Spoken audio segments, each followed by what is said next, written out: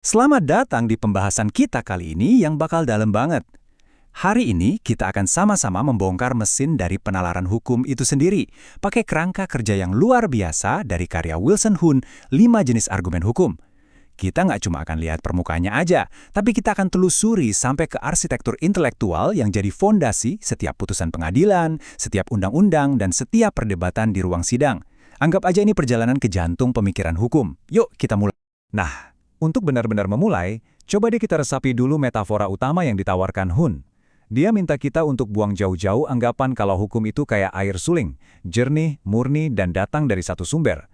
Sebaliknya, bayangin hukum itu kayak sungai liar yang arusnya deras. Sungai ini nggak muncul tiba-tiba. Dia dialiri oleh 5 anak sungai utama, dan masing-masing bawa sedimen, arus, dan suhu yang beda-beda. Kadang, anak-anak sungai ini nyatu dengan harmonis, jadi arus yang kuat dan gampang ditebak. Tapi ya, lebih seringnya mereka saling bertabrakan, menciptakan pusaran air yang membingungkan, arus bawah yang gak terduga, dan area di mana arahnya jadi sama sekali gak jelas. Metafora ini penting banget karena nangkap satu kebenaran fundamental tentang hukum. Sifatnya yang beragam dan seringkali bertentangan itu bukan cacat, tapi justru fitur utamanya.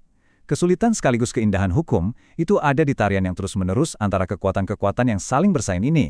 Ini dia peta jalan kita untuk penjelajahan hari ini. Pertama, kita akan berdiam sejenak di tepi sungai liar itu buat benar-benar paham kenapa hukum dipenuhi begitu banyak suara yang saling bersaing. Terus kita akan masuk ke inti analisis kita, membedah secara metodis kelima argumen fundamental itu sendiri. Begitu kita paham blok-blok bangunan ini, kita akan jadi arsitek, belajar gimana caranya membangun argumen yang kokoh, bukan kayak rantai yang rapuh, tapi kayak kabel baja yang kuat. Terus kita balik perannya dan jadi ahli demolisi, belajar gimana cara membongkar argumen lawan dengan presisi. Selanjutnya, kita akan mundur sedikit untuk lihat gambaran besarnya, gimana bentrokan argumen-argumen ini mendorong evolusi hukum dari waktu ke waktu. Dan terakhir, kita akan arahkan lensa ke dalam diri kita sendiri, merenungkan gimana kerangka ini bukan cuma menjelaskan hukum di luar sana, tapi juga bantu kita mengungkap filosofi hukum kita sendiri yang mungkin tersembunyi. Oke, mari kita mulai bagian pertama kita. Premis dasarnya di sini adalah bahwa untuk menguasai hukum, kuncinya bukan soal berbicara, tapi soal mendengarkan. Dan bukan cuma dengerin satu suara yang berkuasa, tapi melatih telinga kita untuk mendengar dan membedakan polifoni. Banyak suara yang berbeda, masing-masing dengan warna, nada, dan asal-usulnya sendiri. Inilah yang disebut Hun sebagai suara-suara hukum. Dan tugas pertama kita adalah belajar untuk mengenali mereka. Tantangan sesungguhnya dalam belajar dan praktek hukum itu bukan cuma menghafal aturan-aturan mati. Itu sih kerjaan juru tulis. Tantangan intelektualnya adalah mengenali suara-suara yang hidup ini saat mereka berbicara.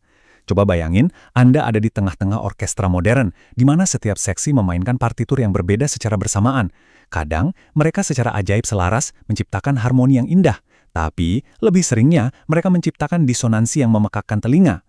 Nah, ketidakpastian dan ambiguitas yang terkenal dalam hukum itu lahir dari disonansi ini, saat-saat di mana argumen dari teks menunjuk ke satu arah, sementara argumen dari kebijakan menarik ke arah yang berlawanan. Bisa kita bahas lebih dalam mekanisme di baliknya? Intuisi saya bilang, hukum itu seharusnya jadi mercusuar kepastian di tengah lautan kekacauan kan? Bukannya tujuan sistem hukum itu justru untuk menghilangkan ambiguitas dan ngasih jawaban yang jelas? Itu pertanyaan yang penting banget. Dan ini menyentuh kesalahpahaman yang umum. Banyak orang mendambakan hukum yang kerjanya kayak program komputer. Inputnya jelas, outputnya juga jelas. Tapi yang akan kita lihat nanti adalah bahwa ketidakpastian ini bukan bug dalam sistem. Ini adalah fitur yang memang dirancang. Dan alasannya ada lebih dalam, bukan pada sifat hukumnya, tapi pada sifat masyarakat itu sendiri. Dan disinilah kita menemukan inti masalahnya. Ahli hukum Philip Bobet merumuskannya dengan sempurna. Hukum itu nggak pasti karena kita sebagai masyarakat juga nggak pasti. Nilai-nilai yang paling kita hargai dan kita perjuangkan untuk dilestarikan itu seringkali bertentangan secara fundamental. Coba deh pikirin. Kita menuntut kebebasan berekspresi yang mutlak, tapi kita juga menuntut perlindungan dari ujaran kebencian. Kita pengen hak privasi yang kuat dari pengawasan pemerintah, tapi kita juga pengen aparat penegak hukum yang kuat untuk menjaga kita tetap aman. Kita pengen keadilan yang fleksibel dan personal untuk setiap kasus yang mempertimbangkan semua keadaan uniknya, tapi kita juga menuntut aturan yang bisa diprediksi dan diterapkan secara konsisten untuk semua orang. Hukum tidak menciptakan ketegangan ini. Hukum hanyalah arena di mana pertarungan abadi antara nilai-nilai yang bersaing ini dipertontonkan. Jadi, pas Anda lihat kasus hukum yang sulit, kasus yang abu-abu, jangan lihat itu sebagai kegagalan sistem hukum. Lihatlah itu sebagai cerminan jujur dari kompleksitas dan kontradiksi yang ada di dalam masyarakat kita, dan seringnya di dalam diri kita sendiri. Nah, sekarang kita masuk ke inti pembahasan kita. Kita akan bedah secara sistematis kelima suara atau anak sungai yang membentuk sungai liar hukum ini. Ini adalah 5 jenis argumen fundamental yang akan Anda temui di setiap kasus hukum dari pengadilan negeri sampai Mahkamah Agung. Ini adalah taksonomi pemikiran hukum. Memahaminya itu sama fundamentalnya dengan seorang ahli biologi memahami klasifikasi spesies. Mari kita mulai pembedahan kita. Argumen yang pertama, dan bisa dibilang jadi titik awal dalam sebagian besar analisis hukum modern, adalah argumen dari teks. Dalam bentuknya yang paling murni, argumen ini punya kesederhanaan yang kuat. Perintahnya jelas, mulai dan akhiri dengan kata-kata di atas kertas. Apa yang secara harfiah tertulis di undang-undang, apa yang dinyatakan di konstitusi, apa aja syarat-syarat di kontrak. Argumen ini memprioritaskan makna biasa, makna kamus dari sebuah teks di atas segalanya. Kenapa ini begitu fundamental? Kenapa kita harus terpaku sama kata-kata di atas kertas? Padahal kita tahu bahasa itu bisa ambigu. Bisa kita gali lebih dalam mekanisme di baliknya? Tentu saja, ada 2 alasan utama kenapa teks jadi begitu sakral. Pertama, objektivitas. Teks yang tertulis itu memberikan landasan yang sama buat semua orang. Ini mencegah hakim menafsirkan hukum cuma berdasarkan perasaan atau preferensi pribadi mereka. Ini menciptakan lapangan bermain yang setara. Kedua, dan ini penting banget, hukum tertulis adalah batasan terhadap kekuasaan. Dalam sistem demokrasi, hukum dibuat oleh wakil rakyat dan dituliskan supaya pemerintah nggak bisa bertindak seenaknya. Teks adalah benteng kita melawan tirani. Teks adalah jangkar yang menahan kapal negara biar nggak terbawa arus preferensi hakim atau kehendak eksekutif yang gonta-ganti. Nah, disinilah ceritanya jadi lebih menarik. Argumen dari teks itu bukan cuma satu macam, paling nggak ada 3 subvarian yang berbeda. Pertama, dan yang paling gampang dipahami adalah makna harfiah. Ini pendekatan kamus. Contoh klasiknya ada di kasus MCI v. AT&T, di mana hakim sekalian benar-benar membuka kamus untuk cari definisi kata modify atau mengubah, dan berargumen kalau kata itu artinya perubahan kecil, bukan perubahan fundamental. Kedua, kita punya kanon konstruksi. Anggap aja ini kayak aturan tata bahasa yang diterima umum untuk membaca teks hukum yang udah dikembangkan selama berabad-abad. Contohnya, expressio unius est exclusio alterius, menyebutkan satu hal berarti mengecualikan hal lain.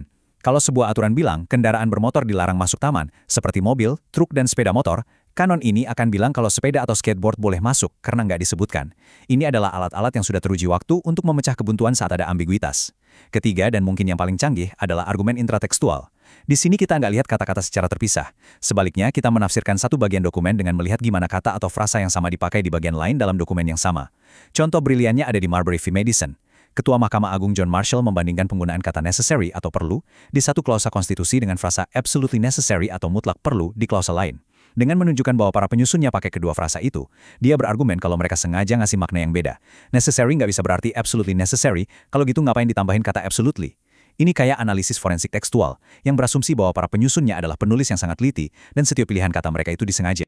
Oke, sekarang kita geser dari teks yang dingin dan kaku ke dunia niat manusia yang lebih hangat tapi juga lebih samar.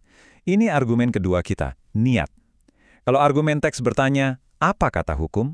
Argumen niat melangkah lebih jauh dan bertanya, apa sih yang ada di pikiran para pembuat hukum waktu mereka nulis itu? Ini adalah upaya untuk merekonstruksi tujuan, maksud, atau semangat di balik hukum. Bahkan kalau kata-katanya nggak menangkap itu dengan sempurna. Tunggu dulu, bisa kita gali lebih dalam mekanisme di belakangnya? Ini kok kayaknya berlawanan banget ya? Bukannya kita terikat sama hukum yang mereka sahkan? Bukan sama obrolan pribadi atau pikiran yang nggak mereka ungkapkan? Kenapa kita harus repot-repot kayak main jelangkung, hukum buat manggil niat mereka? Pertanyaan yang sangat tajam, dan ini adalah inti dari perdebatan besar dalam ilmu hukum. Alasan utama kenapa niat itu penting adalah konsep kedaulatan rakyat. Dalam sebuah demokrasi, hukum itu dibuat oleh agen kita, yaitu para legislator yang kita pilih. Karena itu, hukum harus ditafsirkan sesuai dengan kehendak rakyat yang diekspresikan lewat niat para agen mereka. Mengabaikan niat mereka itu sama aja dengan bilang kalau kehendak hakim lebih penting daripada kehendak rakyat. Alexander Hamilton sendiri bilang kalau konstitusi harus lebih diutamakan daripada undang-undang biasa, karena konstitusi adalah niat rakyat, sedangkan undang-undang adalah niat agen mereka. Jadi mencari niat itu bukan main jelangkung, tapi upaya untuk menghormati proses demokrasi. Jadi, gimana caranya kita secara praktis menggali niat ini? Kan kita nggak punya mesin waktu. Nah, pengacara dan hakim itu bertindak kayak sejarawan hukum. Mereka memilah-milah bukti. Slide ini nunjukin hierarki atau urutan kekuatan dari bukti-bukti itu seperti yang dijelaskan oleh Hakim Mikva dan Profesor Lane. Di puncak piramida, yang paling bisa diandalkan adalah teks itu sendiri dan setiap pernyataan tujuan eksplisit yang ada di dalamnya. Di bawahnya, kita bisa lihat sejarah draft, versi-versi RUU sebelumnya untuk lihat kata apa yang ditambah, dihapus, atau diubah, yang ngasih petunjuk soal apa yang lagi diperdebatkan. Terus kita masuk ke lapisan yang lebih dalam, yang sering disebut sejarah legislatif. Ini adalah laporan komite, yang sering dianggap bukti niat paling kuat karena mewakili pemahaman kolektif dari kelompok yang nyusun RUU itu, dan transkrip debat di paripurna, yang bisa lebih terbuka tapi juga lebih politis. Di dasar piramida kita punya komentar-komentar yang dibuat setelah undang-undang disahkan. Semakin dekat sebuah bukti dengan tindakan legislatif yang sebenarnya, semakin besar bobotnya sebagai indikator niat yang bisa dipercaya. Sekarang kita masuk ke argumen ketiga, yang merupakan detak jantung dari sistem hukum common law, preseden. Idenya kelihatannya sederhana, tapi dampaknya sangat dalam. Kasus-kasus yang mirip harus diperlakukan dengan cara yang sama. Prinsip Latinnya adalah stare decisis, yang artinya berpegang pada apa yang telah diputuskan. Ini adalah argumen tentang konsistensi dan keadilan. Katanya, hukum itu nggak boleh seenaknya. Kalau pengadilan mutusin suatu masalah dengan satu cara di hari Senin, ya dia harus mutusin masalah yang sama persis dengan cara yang sama di hari Selasa. Ini pada dasarnya adalah penalaran lewat analogi. Kasus ini secara substansial mirip sama kasus X yang diputus 5 tahun lalu, karena itu kita terikat sama aturan yang ditetapkan di kasus X. Inilah yang memberikan stabilitas dan prediktabilitas pada hukum. Ahli hukum besar Edward Levy memecah proses yang kelihatannya mistis ini jadi 3 langkah yang elegan. Langkah pertama itu di mana keajaibannya terjadi, hakim melihat kesamaan antara kasus sekarang dan kasus-kasus di masa lalu. Ini bukan latihan mekanis, ini adalah tindakan kreativitas dan penilaian. Apa sih yang bikin 2 kasus jadi mirip? Apakah faktanya, prinsip dibaliknya, atau kebijakan yang dipertaruhkan? Disinilah pengacara dibayar mahal. Langkah kedua, hakim harus mengekstrak dan mengumumkan aturan hukum, ratio decidendi, dari kasus pertama. Langkah ketiga adalah menerapkan aturan yang sudah diekstrak itu ke fakta-fakta di kasus kedua. Mungkin contoh paling dramatis dari kekuatan stare decisis adalah kasus Planned Parenthood v. Casey. Di situ, mayoritas hakim di Mahkamah Agung, yang banyak di antaranya mungkin secara pribadi nggak setuju dengan putusan asli di Roe v. Wade, tetap memilih untuk mempertahankannya. Argumen mereka bukan tentang benar atau salahnya Roe, tapi tentang legitimasi pengadilan itu sendiri. Mereka bilang, membatalkan presiden yang begitu fundamental dan jadi pusat tatanan masyarakat cuma karena komposisi hakimnya berubah, akan merusak kepercayaan publik pada hukum sebagai sesuatu yang lebih dari sekedar politik. Ini adalah bukti kekuatan mentah dari argumen presiden. Argumen keempat adalah tradisi. Ini sering disamakan dengan preseden, tapi ada perbedaan penting. Preseden itu fokusnya pada putusan pengadilan formal di masa lalu. Tradisi, di sisi lain, cakupannya lebih luas. Ini tentang kebiasaan, praktek, dan pemahaman yang sudah lama ada di dalam masyarakat secara keseluruhan. Hakim Felix Frankfurter menggambarkannya dengan indah sebagai kilau yang telah dituliskan oleh kehidupan pada teks-teks hukum. Argumen ini bilang kalau hukum itu nggak boleh tercerabut dari konteks budaya dan sejarahnya, tapi harus selaras dengan cara hidup kita yang sudah mengakar. Kutipan dari Hakim Cardozo, ini adalah contoh sempurna gimana argumen tradisi dipakai untuk ngasih substansi pada konsep-konsep hukum yang abstrak. Dia mendefinisikan hak-hak fundamental kita, bukan cuma sebagai sesuatu yang tertulis di dokumen, tapi sebagai sesuatu yang begitu mengakar dalam tradisi dan nurani rakyat kita. Argumen ini sering banget muncul di kasus-kasus hak asasi manusia. Contohnya, di kasus Bowers v. Hardwick, Mahkamah Agung saat itu menolak hak kaum homoseksual dengan alasan bahwa perilaku tersebut bertentangan dengan ribuan tahun ajaran moral. Ini adalah argumen tradisi murni. Tapi tradisi nggak selalu menang. Di kasus kayak Killy v. Gwynell, pengadilan di New Jersey menantang tradisi minum-minum sosial yang sudah lama ada dengan memperlakukan tanggung jawab pada tuan rumah kalau tamunya bikin kecelakaan karena mabuk. Pengadilan pada dasarnya bilang, meskipun tradisi ini ada, bahaya sosial yang ditimbulkannya sekarang terlalu besar untuk diabaikan. Ini menunjukkan adanya ketegangan terus-menerus antara menghormati kearifan masa lalu dan beradaptasi dengan kenyataan masa kini. Dan akhirnya, argumen kelima, kebijakan. Kalau argumen-argumen lain cenderung lihat ke belakang, ke teks, niat, preseden atau tradisi, argumen kebijakan justru lihat ke depan. Ini adalah argumen yang paling pragmatis dan konsekuensialis. Dia mengajukan pertanyaan sederhana tapi kuat. Apa konsekuensi di dunia nyata kalau kita pilih aturan A dibanding aturan B? Keputusan mana yang akan menciptakan masyarakat yang lebih baik, lebih adil, lebih aman, atau lebih efisien? Argumen ini mengubah hakim dari seorang arkeolog hukum menjadi seorang arsitek sosial. Setiap argumen kebijakan, nggak peduli serumit apapun, bisa dipecah jadi 2 komponen inti. Pertama, ada pernyataan prediktif, sebuah klaim empiris tentang gimana dunia akan berubah kalau aturan tertentu diadopsi. Misalnya, kalau kita naikin hukuman minimum untuk kejahatan narkoba, maka tingkat kejahatan akan turun. Ini adalah hipotesis yang bisa diuji. Kedua, ada penilaian evaluatif, sebuah penilaian normatif tentang apakah hasil yang diprediksi itu baik atau buruk. Dalam contoh kita, penurunan tingkat kejahatan adalah hal yang baik. Contoh paling kuat dan transformatif dari argumen kebijakan dalam sejarah hukum Amerika adalah Brown v. Board of Education. Mahkamah Agung nggak cuma lihat teks amandemen ke-14 atau niat para pembuatnya. Mereka secara eksplisit mengandalkan ilmu sosial, studi psikologis kayak eksperimen boneka Clark untuk bikin prediksi faktual. Segregasi ras di sekolah menyebabkan kerugian psikologis yang dalam dan nggak bisa diperbaiki pada anak-anak kulit hitam, menanamkan rasa inferioritas. Berdasarkan prediksi faktual itu, mereka kemudian bikin penilaian evaluatif bahwa kerugian semacam itu secara inheren tidak setara dan oleh karena itu buruk dan tidak konstitusional. Ini adalah momen penting di mana hukum secara terbuka merangkul data dunia nyata untuk membentuk keputusannya. Oke, kita sudah bedah kelima argumen ini satu persatu. Sekarang, biar benar-benar paham gimana mereka berinteraksi dalam satu sistem yang dinamis, yuk kita pakai analogi modern yang kompleks dan kita luangkan waktu untuk mengembangkannya. Coba bayangin kita bukan lagi belajar hukum, tapi lagi merancang sistem kecerdasan buatan atau AI yang canggih, sebuah AI yudisial yang dirancang untuk bikin keputusan yang adil dan masuk akal. Nah, kelima jenis argumen hukum ini fungsinya persis seperti komponen-komponen inti dalam arsitektur AI tersebut. Mari kita benar-benar bongkar analogi ini. Mari kita lihat tabel ini secara mendalam, komponen per komponen. Pertama, teks itu ibarat bahasa pemrograman itu sendiri. Python, C++, Java. Bahasa pemrograman punya aturan sintaksis yang mutlak dan nggak bisa ditawar. Salah satu titik koma, salah satu kurung, seluruh program gagal jalan. Sama halnya, teks hukum menetapkan aturan dasar yang kaku.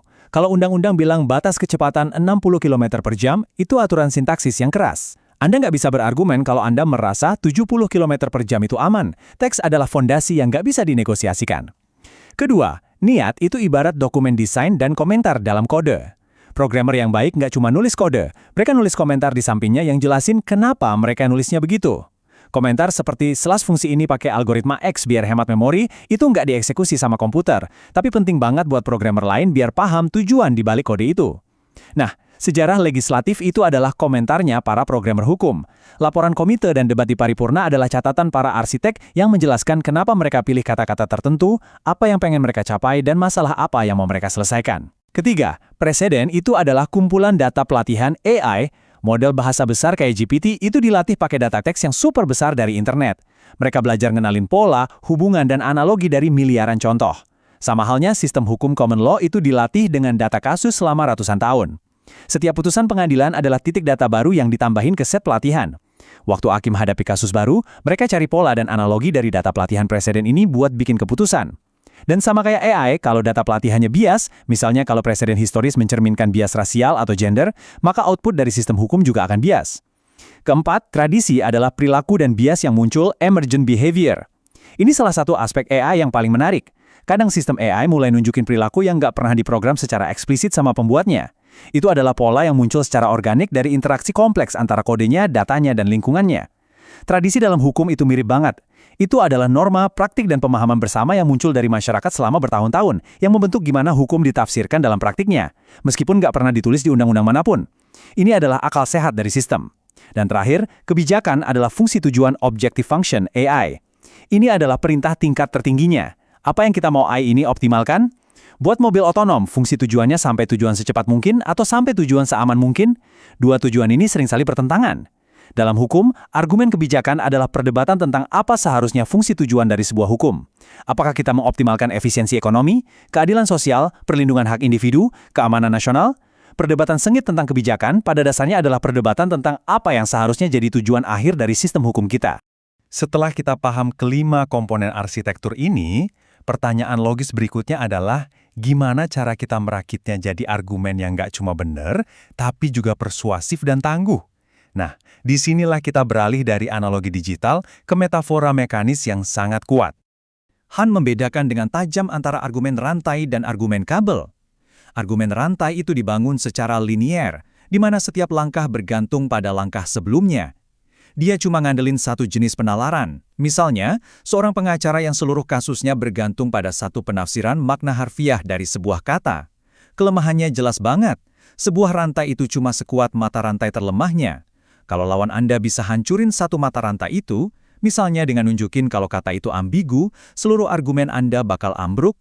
Sebaliknya, argumen hukum yang paling kuat dan persuasif itu adalah argumen kabel. Bayangin kabel baja tebal yang dipakai buat nopang jembatan. Kabel itu bukan dari satu batang baja tunggal, tapi dari ribuan serat tipis yang dijalin erat jadi satu. Kekuatan kabel itu bukan dari satu serat pun, dia datang dari kekuatan gabungan dan gesekan dari jalinan itu. Anda bisa putusin 10, 20, bahkan 100 serat, tapi kabel itu sendiri akan tetap kokoh. Dalam hukum, argumen kabel adalah argumen yang secara sadar menjalin kelima jenis penalaran. Pengacara yang hebat akan bilang, "Yang mulia, makna harfiah teks ini jelas mendukung posisi saya." Lebih dari itu, kalau kita lihat sejarah legislatifnya, niat para pembuatnya juga sejalan. Ditambah lagi, preseden dari kasus A dan B mengarah ke kesimpulan yang sama. Pendekatan ini juga konsisten dengan tradisi hukum kita yang ratusan tahun. Dan yang paling penting, dari sisi kebijakan publik, putusan ini akan menghasilkan masyarakat yang lebih aman dan adil. Argumen kayak gini hampir mustahil untuk dipatahkan. Mari kita perdalam lagi dengan analogi biologis. Argumen rantai itu kayak satu tulang tunggal di lengan Anda, misalnya tulang humerus. Tulang itu kuat banget, tapi kalau patah, seluruh lengan Anda jadi nggak berfungsi, lumpuh. Argumen kabel, di sisi lain, lebih mirip jaringan biologis yang kompleks dan redundan dari sebuah anggota tubuh. Coba pikirkan lutut Anda. Kekuatannya bukan cuma dari tulang paha atau tulang kering. Kekuatannya datang dari interaksi rumit antara tulang, otot, seperti paha depan dan paha belakang, tendon, yang nyambungin otot ke tulang, dan ligamen seperti ACL dan PCL. Yang nyambungin tulang ke tulang. Kalau Anda sobek beberapa serat otot, atau bahkan cuma keseleo satu ligamen, itu sakit dan bikin lemah, tapi lutut Anda nggak hancur. Strukturnya tetap utuh karena komponen lain mengkompensasi dan menopang kelemahan itu. Kekuatannya ada pada redundansi dan keterhubungan. Nah, argumen hukum yang paling tangguh itu yang punya redundansi ini. Kalau argumen teks Anda ternyata agak lemah, argumen kebijakan dan preseden yang kuat bisa menopangnya. Kalau lawan berhasil membedakan salah satu kasus preseden Anda, jalinan niat dan tradisi masih menahan argumen Anda tetap kuat. Kekuatan tidak terletak pada satu titik tunggal, tapi pada keseluruhan struktur yang saling mendukung. Sekarang kita udah tahu cara membangun argumen yang tangguh, mari kita pakai topi yang beda. Mari kita jadi ahli demolisi. Gimana caranya kita membongkar, menganalisis dan menyerang argumen hukum yang diajukan lawan? Hun mengidentifikasi dua jenis serangan utama. Serangan intratipe, menyerang argumen dari dalam, dan serangan lintas tipe, mengadu satu jenis argumen dengan yang lain. Hari ini kita akan fokus pada yang pertama. A. Serangan intratipe adalah serangan yang menerima premis dari jenis argumen lawan, tapi menyerang eksekusinya. Anda bekerja di dalam kerangka argumen itu sendiri. Mari kita lihat contoh-contoh ini. Menyerang teks. Anda nggak menyangkal teksnya. Sebaliknya Anda bilang, lawan saya mengklaim makna teks ini jelas. Saya akan tunjukkan kepada Anda bahwa teks ini sebenarnya sangat ambigu dan bisa ditafsirkan setidaknya dengan dua cara yang masuk akal. Menyerang niat. Ini serangan klasik. Anda bisa bilang, bukti niat yang diajukan, misalnya, kutipan dari satu senator dalam debat panjang, sangat lemah atau diambil di luar konteks. Atau, Anda bisa melakukan serangan balik yang lebih kuat.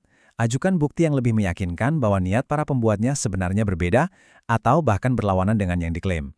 Abraham Lincoln melakukan ini dengan sangat brilian waktu dia berargumen melawan klaim bahwa penandatangan deklarasi kemerdekaan nggak bermaksud memasukkan orang kulit hitam dalam frasa semua manusia diciptakan sama. Dia nggak menyerang relevansi niat, dia menyerang klaim tentang apa niat itu sebenarnya dengan bilang bahwa niat mereka adalah untuk menetapkan sebuah cita-cita untuk masa depan. Menyerang presiden, ini keahlian dasar setiap pengacara. Anda bilang, ya yang mulia, kasus yang dikutip lawan memang ada, tapi kasus itu bisa dibedakan, distinguishable, dari kasus kita. Di kasus itu, faktanya melibatkan X, sementara kasus kita melibatkan Y. Oleh karena itu, aturan dari kasus itu tidak berlaku di sini. Menyerang tradisi, Anda tidak menyangka pentingnya tradisi, sebaliknya, Anda berargumen bahwa tradisi yang dikutip lawan bukanlah satu-satunya tradisi yang relevan. Seringkali ada tradisi lain yang saling bersaing. Misalnya, sebagai tanggapan argumen tentang tradisi ketertiban sosial, Anda bisa ajukan argumen tentang tradisi kebebasan individu yang sama-sama mengakar. Menyerang kebijakan. Di sini Anda serang salah satu dari dua komponennya. Anda bisa serang prediksi faktualnya dengan data, bilang prediksi mereka bahwa ini akan menyebabkan X adalah salah, dan ini studi yang membuktikannya. Atau Anda bisa terima prediksinya, tapi serang penilaian evaluatifnya dengan bilang, ya ini akan menyebabkan X, tapi ada tujuan kebijakan lain, Y, yang jauh lebih penting dan harus didahulukan. Interaksi yang terus-menerus antara membangun argumen kabel dan membongkarnya dengan serangan-serangan ini bukanlah sekedar latihan akademis. Inilah mesin dialektis yang mendorong evolusi hukum dari waktu ke waktu. Hal ini jadi paling jelas ketika masyarakat dan teknologi melampaui aturan-aturan yang ada, memaksa hukum untuk beradaptasi. Mari kita lihat contoh modern yang sempurna, surogasi gestasional atau ibu pengganti. Teknologi medis menciptakan situasi yang nggak pernah kebayang oleh hukum kuno. Kita bisa punya 3 ibu. Ibu genetik yang nyumbang sel telur, ibu gestasional yang mengandung dan melahirkan, dan ibu yang dimaksud yang memesan dan akan membesarkan anak.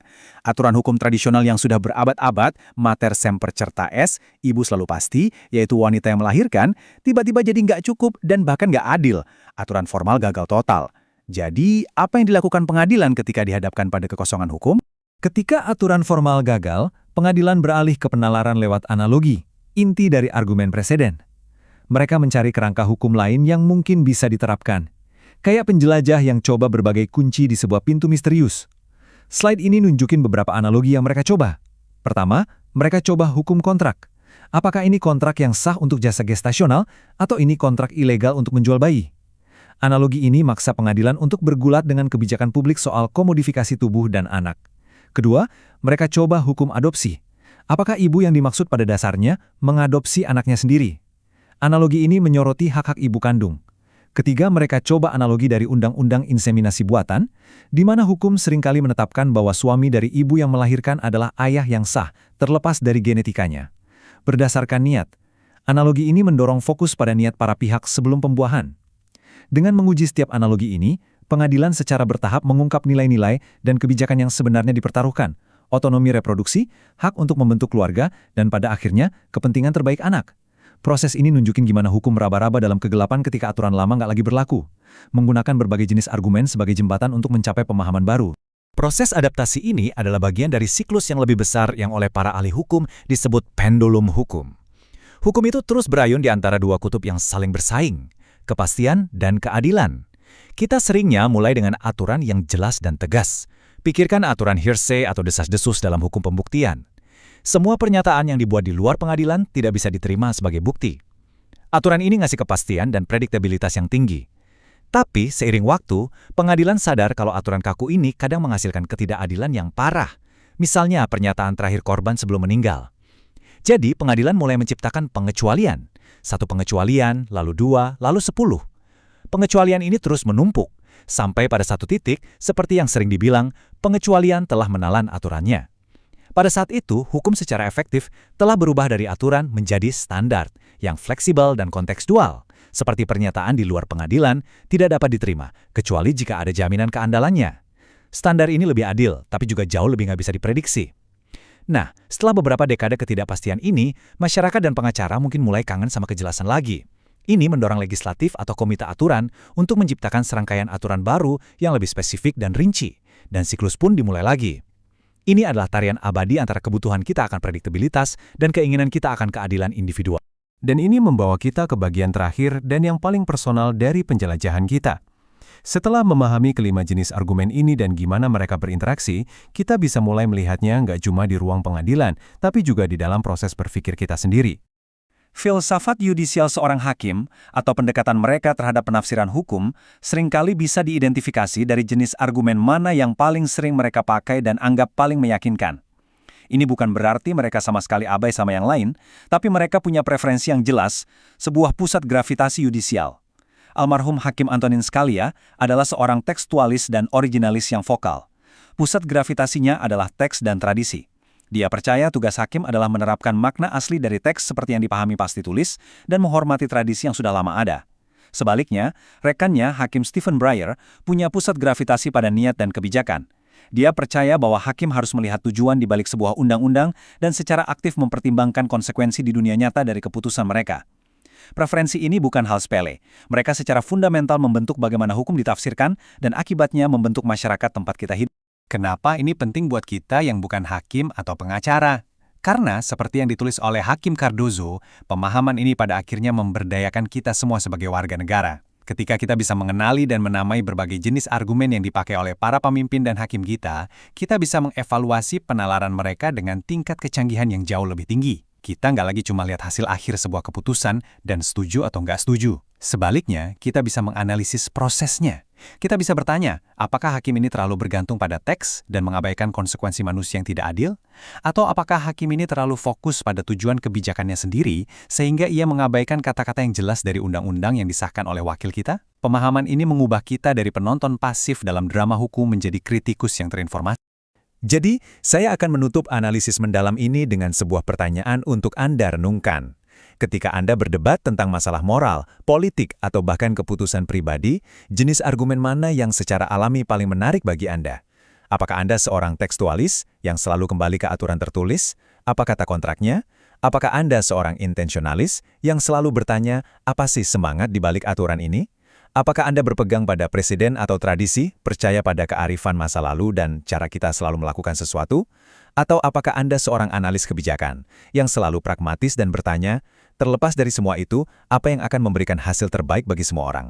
Mengenali pusat gravitasi argumen Anda sendiri bukan hanya tentang memahami hukum. Ini tentang memahami arsitektur pemikiran Anda sendiri. Ini adalah langkah pertama untuk tidak hanya bernalar, tapi juga untuk memahami bagaimana Anda bernalar. Dan pada akhirnya, bagaimana Anda berusaha membedakan antara yang benar dan yang salah di sungai liar yang kompleks ini.